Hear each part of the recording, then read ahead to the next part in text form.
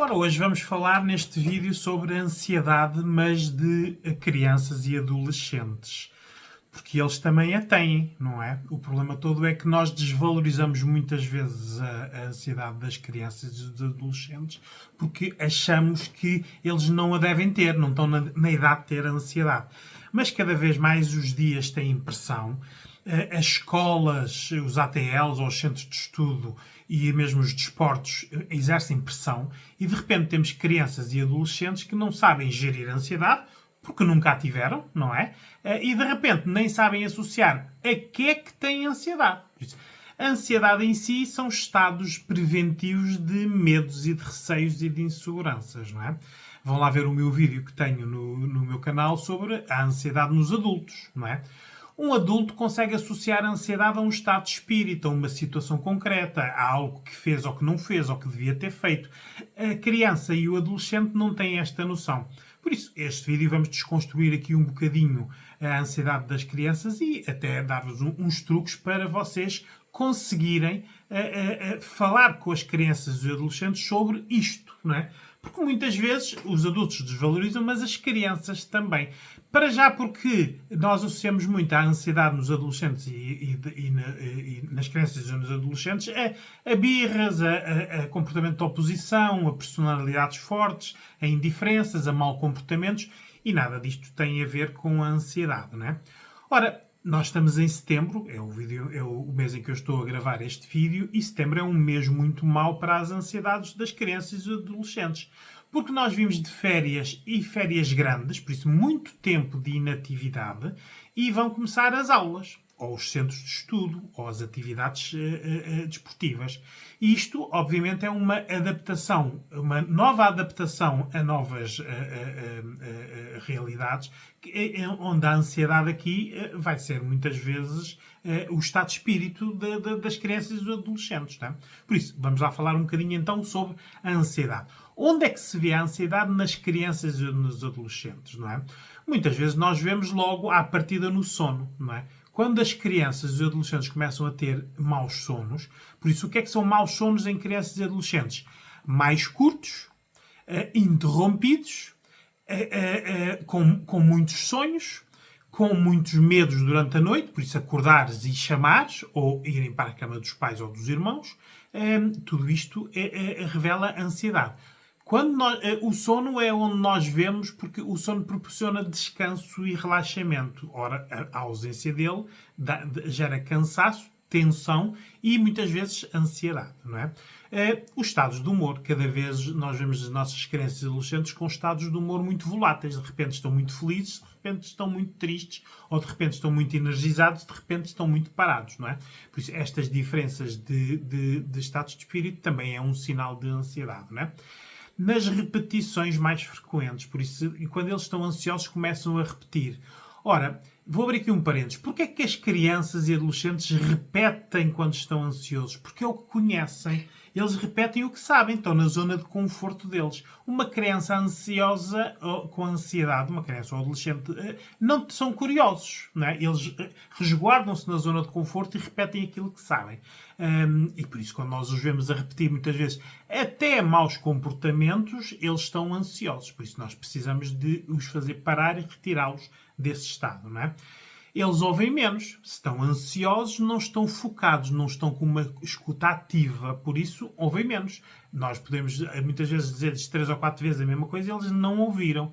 Sabem que nós estamos a dizer palavras, sabem que nós estamos a falar com eles, mas não estão com a escuta ativa. Por isso, não estão a associar uma voz de comando ao que se está a dizer, não é? Não completam tarefas. Crianças ansiosas não completam as tarefas, deixam as tarefas a menos ou andam dispersos em muitas tarefas, não é? Aqui entram então os jogos de computador ou de telemóvel, não é? É uma atividade, e agora ouçam bem, pais e mães, é uma atividade que os relaxa. Por isso, às vezes, eles estando ansiosos e nós, como castigo, porque não detectamos a ansiedade, estamos a detectar maus comportamentos, retiramos-lhe, por exemplo, os telemóveis e as Playstations ou os computadores, não é? Estamos-lhes a retirar um modo de relaxamento. Vocês, pais e mães, andam com o telemóvel todo o dia. não veem isso como algo prejudicial, apesar de ser algo que é viciante, não é? Todos nós. Mas depois vemos crianças com os telemóveis e achamos que isto é um vício mau. Eu, como psicólogo, cada vez mais tenho como missão convencer os pais de que os telemóveis, os computadores e as Playstations, por isso, os jogos que eles fazem, as atividades que eles fazem nas redes sociais, a comunicação que eles insetam nas redes sociais, inclusive nos jogos, nos chats, empodera as crianças. Eles são muito bons nisto. E nós desvalorizamos isto. Ora, o futuro vai ser isto. Não vai ser o médico, o economista, o canalizador ou o eletricista. As profissões que nós conhecemos e queremos que os nossos filhos estudem para ser. Vão haver novas profissões que ainda já nem existem. Vão haver profissões que exigem outro tipo de capacidades e de skills, onde eles são muito bons. E é na realidade virtual, não é? Todos estes jogos onde eles são muito bons na motricidade fina, na memória, no conquistar desafios, no passar etapas, no comunicar com os outros em jogos, isto dá-lhes capacidades que eles não têm na realidade. Eles têm ali. Muitas vezes nós vemos crianças que na realidade até são crianças mais submissas, crianças passivas, crianças que no grupo são comandadas e depois nos jogos eles sabem organizar, sabem mandar, são assertivos, sabem organizar. Ora, é a mesma criança, só que estão num outro contexto. O contexto virtual é onde eles são bons. E, se eles se sentem lá bons, são bons no virtual, sentem-se lá felizes. Se sentem lá felizes, estão mais empoderados. E o que é que nós fazemos? Retiramos-los deste contexto. Têm que perceber muitas vezes que quando vocês chamam os vossos filhos para jantar, para tomar banho, para seja o que pouco for, e eles não vos obedecem à voz de comando, muitas vezes eles estão numa destas atividades em que não podem parar. Porque estes jogos, as publicidades, os filmes são feitos para não deixar as vossas crianças e adolescentes pararem. Um jogo não tem pause, não tem stop. Eles não podem parar. Por isso, se eles estiverem quase a atingir uma etapa, a passar determinada pontuação, vocês podem lhes chamar 15 vezes, eles não param. E se pararem, vão parar mal dispostos, vão parar com mais educações, porque eles estão contrariados. Isto é uma atividade de relaxamento. Ora, como é lógico, aqui um dos pais e as mães têm que controlar esta atividade é no tempo, limitar, não é? Durante as aulas eles têm 10, 15, 20 minutos de atividade de telemóvel, nas férias pode ter 1, 2, 3 horas, não é? Imaginem agora vocês adultos serem limitados a 10 a 15 minutos por dia no vosso telemóvel. Obviamente vocês nem sabiam gerir o resto do tempo, porque isto passou a ser um complemento, um empoderamento, uma ferramenta que nos acrescenta, não é? São vícios que são criados à humanidade e se nós estamos viciados neles, só temos neste momento que ver onde é que temos benefícios e malefícios. Por isso, vocês têm aqui um poder até de castigar as vossas crianças retirando tempo de telemóvel ou de computador ou de televisão, retirando ou aumentando para os premiar, em vez de estarem a bater ou a gritar ou a darem castigos que eles não percebem. Vão para o vosso quarto. Ora, eles vão para o quarto e vão brincar, porque eles têm lá outras coisas sem ser os telemóveis, as televisões e os computadores. Temos que ser mais assertivos na maneira como lidamos com as crianças. Ora, isto chega aqui a uma outra atividade que é como é que nós lidamos com as crianças e com os adolescentes. Com os adolescentes temos que lhes dar tempo e que temos que lhes dar a capacidade de os ouvir. Porque eles não conseguem falar com os pais e com as mães porque eles acham que os pais e as mães estão sempre na crítica. Nada do que eles fazem é bom. Não é? Mesmo que eles sabem que o que estão a fazer é muito bom e que os pais não sabem fazer o que eles estão a fazer. Mas nós temos aqui um choque de gerações, não é? Eu comecei o vídeo com este pequeno objeto, que é um pequeno objeto que vende-se em qualquer loja de brinquedos, inclusive nos chineses, não é? Que algo que relaxa as crianças e os adolescentes, não é? Eles têm muitos destes truques para relaxar. Nós é que muitas vezes, como adultos, não os percebemos porque nós vemos-los com isto, mas não sabemos o que é que isto faz. Peguem nas coisas dos vossos filhos, acompanhem o que os vossos filhos fazem para relaxar, para vocês perceberem. Inclusive é vê-los jogar. Se vocês virem e tiverem ali 20 minutos ou meia hora a ver os vossos filhos jogar, não o que eles estão a fazer, mas como eles estão a comportar, vocês veem os vossos filhos e as vossas filhas de forma diferente. Veem-nos com capacidades que vocês não os veem na realidade. Ora, eles muitas vezes utilizam aquilo para relaxar. Este é um outro dos exemplos. Por exemplo, uma criança que esteja muito ansiosa, deem-lhes uma coisa destas, não é? Uma criança que esteja a não falar, vocês têm que ter métodos para os pôr a falar. E não é venham cá e falem com, porque as crianças não sabem começar a falar. Elas têm que emparelhar as conversas. Eu aconselho muito, por exemplo, este tipo de quadro para as crianças, isto vende-se em qualquer loja, até mesmo online, que são lojas em que nós podemos alterar aqui assim as tarefas, o fazer a cama, o tomar banho, o comer, o lavar a louça, o que vocês quiserem, não é? O estudar, e depois a criança é que vai lá pôr a seta no verde ou no vermelho. Ora, vocês podem utilizar isto para eu hoje fui feliz, hoje alguém me chateou, hoje alguém me bateu, e a criança vai lá. Eles conseguem entrar neste tipo de sistema, eles não conseguem, mas é falar, não é? Mas podem exemplificar. Como muitas vezes podemos, com as crianças, e todas as vossas crianças têm bonecos, não é? Peguem em bonecos com eles e vão se sentar. E não, em vez de falarem das vossas crianças, falem dos bonecos, não é? Hoje, como é que os bonecos se sentiram na escola? Como é que se comportaram? Não é? E eles descrevem o que os bonecos... Eles não estão a falar deles, estão a falar do que os bonecos fizeram. Ora, obviamente são eles, não é? Mas é uma outra forma de... As crianças têm cartas hoje em dia, e eles hoje em dia, muitas vezes, até os meninos trocam, fazem disto uma tarefa de desafio. Mas também têm desenhos. Falem com eles. Como é que o dinossauro hoje se sentiu? Vocês têm que ter tempo para abordar as vossas crianças, porque se vocês quiserem pôr as vossas crianças e os vossos adolescentes na vossa agenda de tarefas diárias, que chegam a casa e têm que fazer determinadas tarefas e querem lá encaixar as vossas crianças, elas não sabem o que é que vocês querem. Nem percebem, porque elas são crianças e adolescentes, não é? Vocês, ou desde pequeninos, puseram as vossas crianças a arrumar, a limpar, a ajudar-vos a fazer tarefas, e eles fazem isso como uma tarefa, ou então, se vocês nunca puseram as vossas crianças e adolescentes a fazer isso, eles nem sentem a obrigação de o fazer, porque não é a tarefa que vocês os puseram a fazer. Por isso, não percebendo, eles não fazem, não é?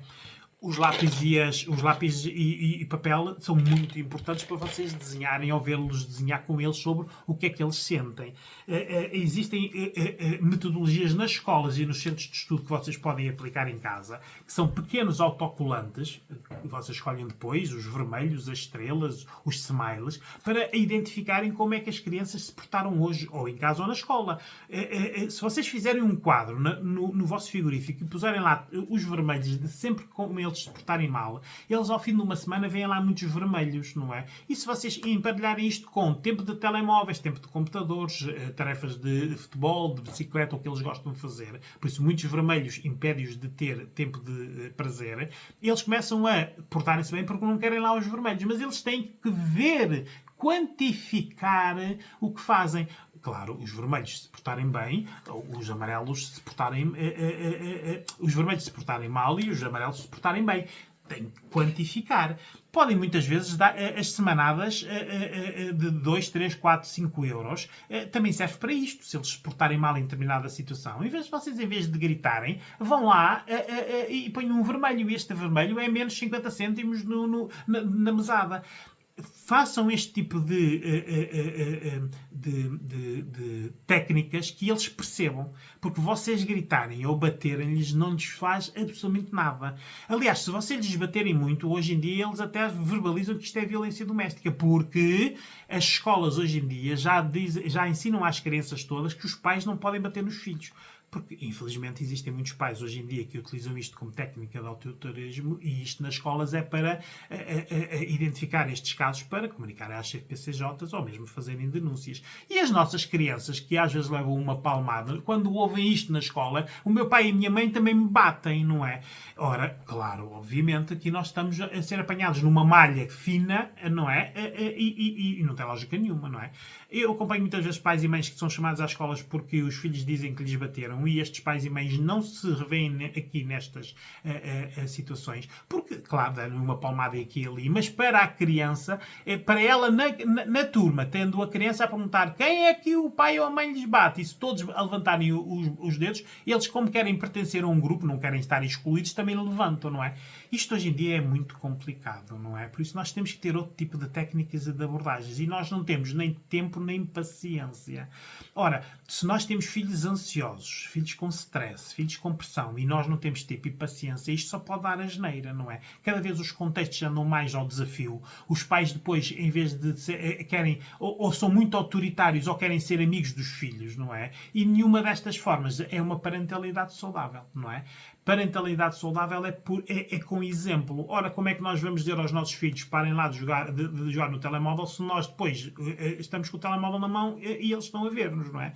Nós não somos exemplos de anti-stress, anti-ansiedade, anti-pressão, porque nós andamos também ansiosos e estressados e muitas vezes andamos a tomar comprimidos e os nossos filhos, jovens e adolescentes, perguntam para que é aquele comprimido, é para a ansiedade e para o stress. Ora, eles não estão a tomar comprimidos para nada disto e também têm. E muitas vezes eles não compreendem porque é que os pais são diferentes dos filhos, não é? E nós temos que ter esta atenção. Os amusos, os silêncios, as birras, as respostas tortas, as mal educações, eles estarem na oposição é muitas vezes ansiedade. Setembro é um mês muito mau para isto, porque eles vão para novos anos, mesmo que seja com as mesmas turmas e com os mesmos colegas, eles vão ter novas dinâmicas, pode estar lá pessoas diferentes. Nos centros de estudos começam já, depois de um longo período em que eles não tiveram com os estudos a acompanhá-los, e eles, nesta mudança de ritmo, ficam ansiosos e estressados. Por isso, o que é que nós temos que ter como pais? Temos que falar com eles, temos que ter tempo para eles, temos que escolher que parentalidade é que nós queremos ter, se é autoritarismo, que geralmente nunca funciona, ou a sermos amigos dos nossos filhos, que também não funcionou. Tem que haver aqui um intermédio, não é?